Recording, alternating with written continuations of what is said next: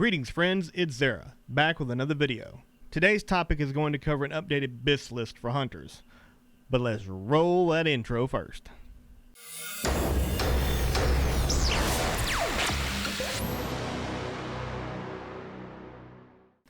Alright, so moving forward into Phase 3, which by the time of recording has yet to be announced. But we're going to be introduced to Blackwing Lair.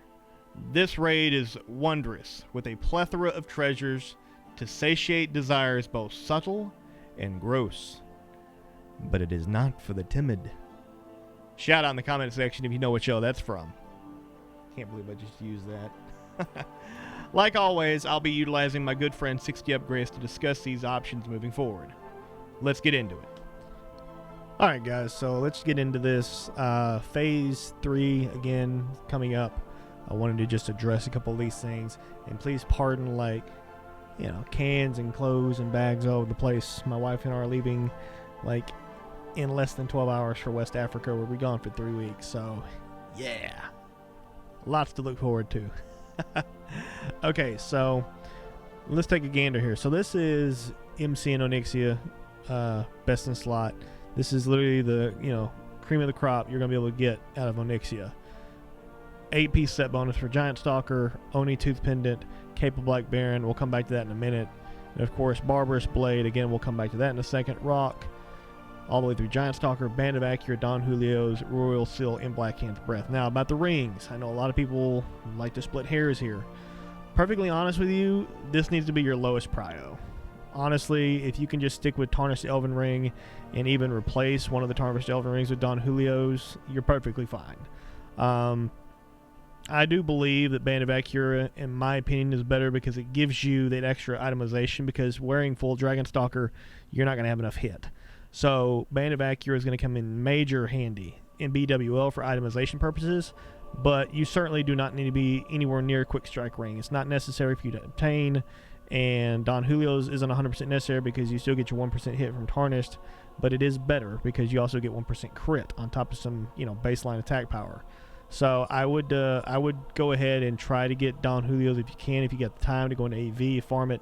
Band of Acura is not really a huge requirement for a lot of people. As a matter of fact, our guild basically just gives it to non-human warriors and tanks. And we really, and all of our non-human tanks are all of our non-human warriors are both tanks. So that takes care of itself. So, you know, as soon as our tanks finish getting this, it's going to be prio to hunters. So, not a problem. Outside of that, we're gonna divvy back to Barbarous. It's a no-brainer. Barbarous is better. I know a lot of people like to argue Locked Lair for that additional crit, but you're giving up 60 attack power for 1% crit. Absolutely is not worth it. Keep Barbarous and then just throw on a +9 intellect. So, you know, it'll be a little bit closer to Rock Lair as far as some of the utility it gives you with, you know, having additional stamina and intellect. So Barbarous is by far your best option here. You do, however, want to at some point try to get on the rotation for obtaining a Brutality Blade and a Corehound's Tooth, because they will be BiS moving into Phase 3, which we'll soon see. So again, we're going to talk about Cape of Black Baron for a minute. Now, almost everybody and their brother is going to argue with me and say Cloak of the Shrouded Mist is better. Look, we're talking literally a difference. I mean, literally a difference of like 7 attack power versus, like, you know, 7 more agility. So you're talking about 7 agility versus, let's do the math, 2 attack power for 1 agility. So Cape gives you 50 attack power and 15 agility, which, if my math is right, that's about 1/3 of a crit chance, roughly, a little bit less than 1/3 of a crit chance. And then you've got Shrouded Mist, which is going to give you, you know, 44 attack power. We'll go ahead and round it up with 25 because, you know, +3 agility to make it even 25. So 25 be 50 attack power, and 25 is a little bit less than 0.5% crit chance. So, I mean, at the end of the day, you're talking about, you know, Cape having a little bit more attack power, Shrouded Mist having a little bit more crit. I mean, you're really splitting hairs here. As far as I'm concerned, if you've got Cape of Black Baron, you need to be the lowest priority on Shroud, because, you know, other classes can use that much more effectively. As far as everything else goes, Puissant is really, really nice. If you can get Puissant, it'll actually eliminate your need for Band of Acura because you'll have the 1% hit elsewhere on your cloak. But most people are probably not going to be able to even, have a chance to get loot from a world boss, let alone a specific world boss, let alone be the exact drop and item you need from a world boss. So that's kind of 50-50. So I personally just go for Cape of Black Baron. You can spam UD strat. I've had it for a long time. Granted, it was the hardest thing for me to obtain, but get that and you should be fine all the way through and including phase 4, because you're not going to replace Cape of Black Baron and BWL either.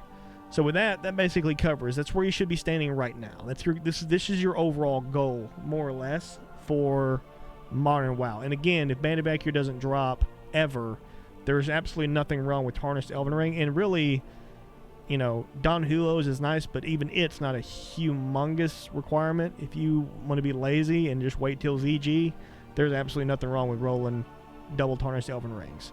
It really just depends on how much time you have to spare in AV and whether or not you want to bang your head against that wall. I personally haven't even touched AV yet, just because I had a lot of personal things going on. But now when I get back from West Africa here in the next 3 or 4 weeks, I will definitely be diving into it. All right, so let's move into phase 3. This is what we're here for. So the way I've broken this down is 2 sections. You've got your tier 1 and then you've got tier 2.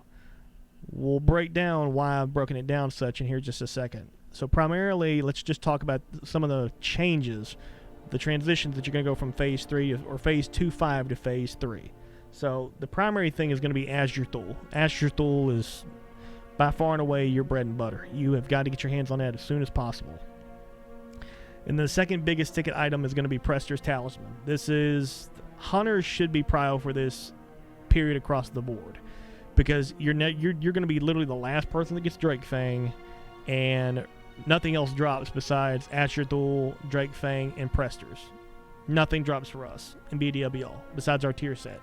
So really, and Azure Thul is automatically going to go to a hunter anyway, and there's probably only going to be anywhere between 2 to 3, maybe 4 hunters at the most in BWL, and in every specific guild that's going to run this raid. They're probably going to have 2 to 4 hunters in the raid in its entirety. So Prester's is going to be really easy to just feed those 2, 3, or 4 hunters real quick and get them out of the way. Whereas in Drake Fang Talisman, you forget it. You're not going to be prio for this, because this is going to get replaced in literally one phase later in ZG. So I would not worry about this at all. Whereas in other melee classes, that is literally the trinket they use basically through the entire entirety of Classic. So your priorities are going to be Azure Thul and Prester's, and Drake Fang Talisman will be your last prio. Now, moving into, wearing tier 2, because obviously here we're still wearing Giant Stalker, which to me is better than Dragon Stalker, but we'll come back to that in a minute. So looking at this, now you're wearing full Dragon Stalker, literally the same enchants, plus 8 agi, plus 7 agi, plus 7 agi, plus 8 agi, plus 3, plus 4 stats, plus 7 intellect. On the 7 intellect real quick, I know some people are going to want to split hairs here. Look, 1 agility to me is not going to make or break the bank. I would much rather have 100 plus additional mana over that 2 attack power and like 1/53 of a crit. I would much rather have that 7 agi. I really, really would. Once we start getting into Nax and you start really trying to peek out your agility because you want to roll lightning reflexes or something, so that 15% addition to agility, that 1 agility can make the difference between breaking 1,000 agility and not breaking 1,000 agility. So I personally would just stick with the plus 7 intellect at this point and just let bygones be bygones. But again, this is basically all the same minus, just wearing tier 2 instead of tier 1. Now, on the topic of actually the tier sets. So here, as you can see, the big thing for Giant Stalker is that plus 15% to multi-shots damage, whereas in phase 2 is going to be the exposed weakness debuff. Look, in my opinion, and I can't really say with any form of certainty that I'm right here, because I didn't do private servers, but that exposed weakness debuff is great. It's amazing if and when it procs. And the worst thing, but the bad thing is that it doesn't proc too terribly often.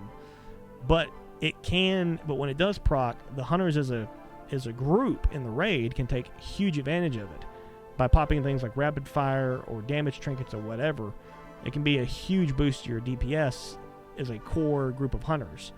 So I know a lot of guilds, especially in the Hunter Discord, we talk about this all the time, and the fact that it's probably better that one hunter get fed tier 2 from beginning to end. And as soon as they get the 8-piece set bonus, throw it on, and then all the other hunters continue to just wear the 8-piece Giant Stalker set, and then just blow all their cooldowns all at the same time with exposed weakness speed buff procs.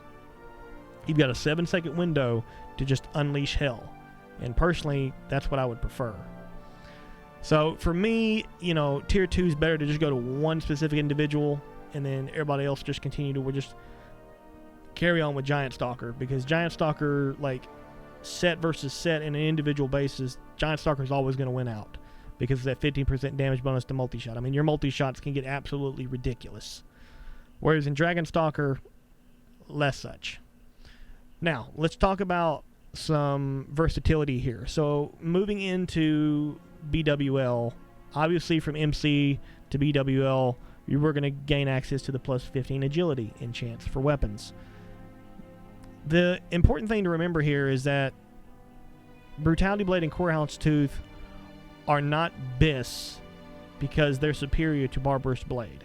Literally, the only reason they are BiS is because you can dual wield them and you can slap on that plus 15 agility enchant. So the key thing is to take away here is what can we utilize to fulfill the same, to get the same achievement, to achieve the same result as Brutality Blade and Corehound's Tooth.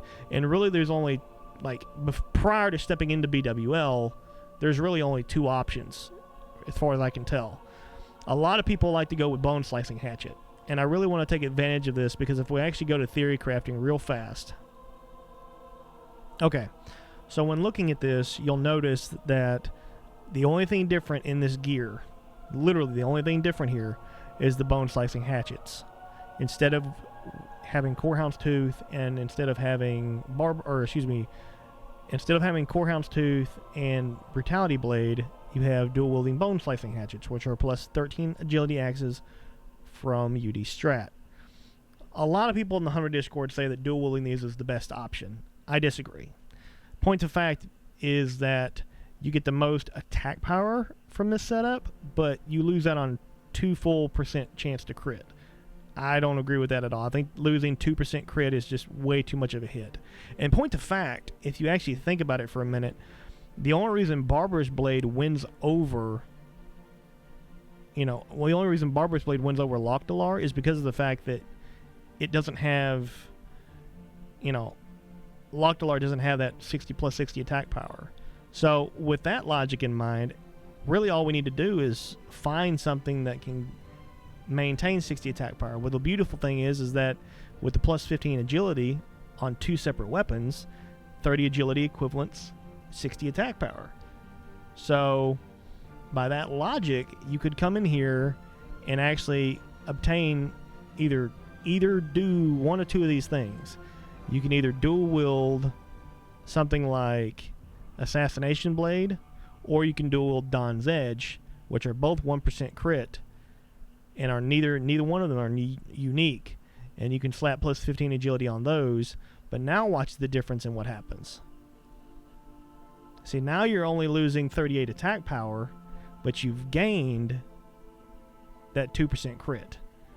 So the way that I look at this is, you're basically losing 38 attack power for that 1% crit gain from Barbarous Blade. So again, this is more or less what I'm going to do. As we step into BWL, if the plus 15 agility is a thing, I can take off Barbarous Blade, I can slap on dual wielding Assassination Blades, and I'll have my 2% crit that Lockdalar would have given me, and I'll have my 60 attack power that Barbarous Blade would have given me, on top of more than a half additional chance to crit. So here I'm picking up a full 1.5% chance to crit from the 30 agility I'm getting from the enchant, not to mention the attack power that I'm gaining from the agility, and also the extra % crit that I'm picking up from dual wielding instead of just carrying one Barbarous Blade. So to me, this is a win-win. You can't really go wrong here with either Dawn's Edge or Assassination Blades. The only thing is that Assassination Blades are probably going to be a lot more likely to be purchasable in the auction house because the world drops, whereas in Dawn's Edges are blacksmithing creations with having, you know, MC level of enchantments like Arcanite bars and everything else. So I would just stick with the Assassination Blades. That's just me. Now, something to keep in mind too is the fact that you're probably going to have a hard time getting both Core Houndstooth and Brutality Blade, even going into Phase 3, unless you're really, really lucky. So, is there an option beyond Assassination Blades or beyond Dawn's Edge once we're actually physically in BWL? Absolutely there is. Outside of dual-wielding something crazy like Ash Candy, which would be nuts, but even then I wouldn't recommend that. Now, for PvP, I could definitely recommend Ash Candy. So here I would not recommend replacing Doom's Edge and Dragonfang Blade. I really wouldn't. Just looking at these numbers, you're gaining 26 attack power, but again, and a loss of 2% crit. So I think your best option is going to be to stick with, you know, dual wielding something like the Dawn's Edge or Assassination Blade. So you're dual wielding Assassination's Blade, you're losing only 38 attack power, but you're gaining 2% crit. That's almost impossible to pass up. So, but just for the sake of argument, we can just look and see what the difference is of wearing Barbarous Blade. You lose 8 attack power, and you lose 1 whole crit. So, literally, that extra crit comes at the cost of only losing 30 more attack power. So, to me, it's a fair trade. I like that trade. So, guys, that about does it for Phase 3. There's not really a whole lot else to it.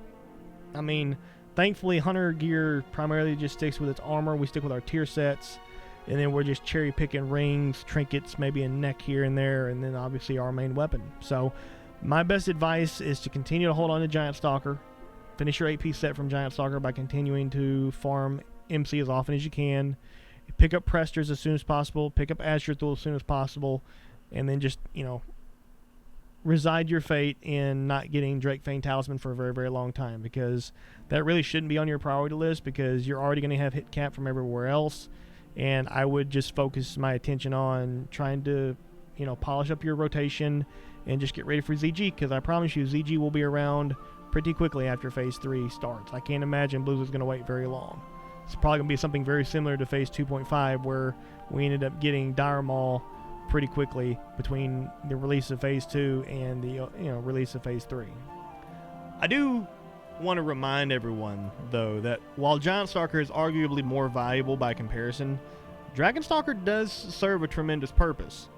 Depending on the makeup of your raid, it can be supremely beneficial for a single hunter to sport all 8 pieces of Dragon Stalker in order to buff the remaining hunter's overall damage. This technique especially becomes more useful as the future content unfolds and better gear becomes available.